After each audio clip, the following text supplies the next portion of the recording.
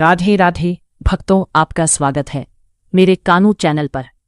आज हम सुनाएंगे निर्जला एकादशी व्रत कथा। आइए सुनते हैं।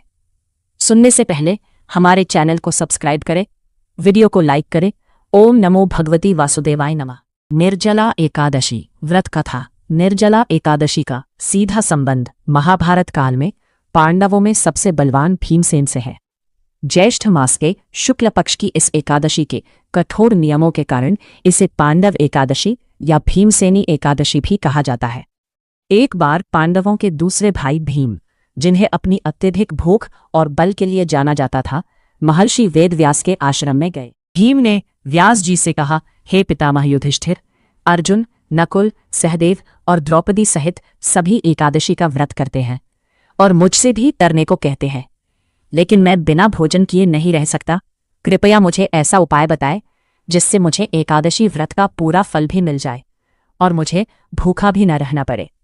भीम की बात सुनकर महर्षि वेदव्यास ने कहा, हे भीम, यदि तुम स्वर्ग की प्राप्ति चाहते हो और नरक से बचना चाहते हो तो तुम्हें दोनों पक्षों कृष्ण और शुक्ल की एकादशियों का व्रत करना चाहिए।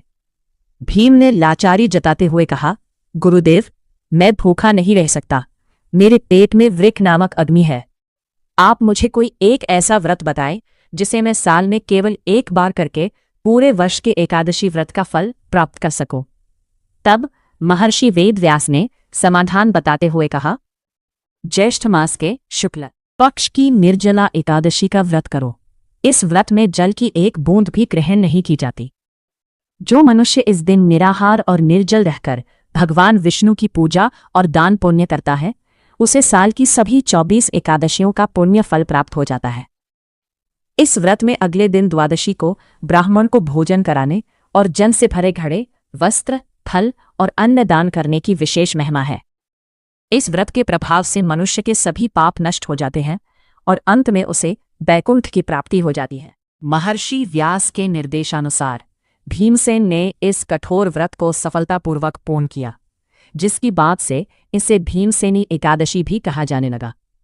अगर आप भक्तों को हमारी निर्जला एकादशी की व्रत कथा सुनकर अच्छी लगी हो तो वीडियो लाइक करें और चैनल को सब्सक्राइब करें, क्योंकि आप भक्तों के लिए ऐसे ही और भक्ति कथाएं लाते रहेंगे।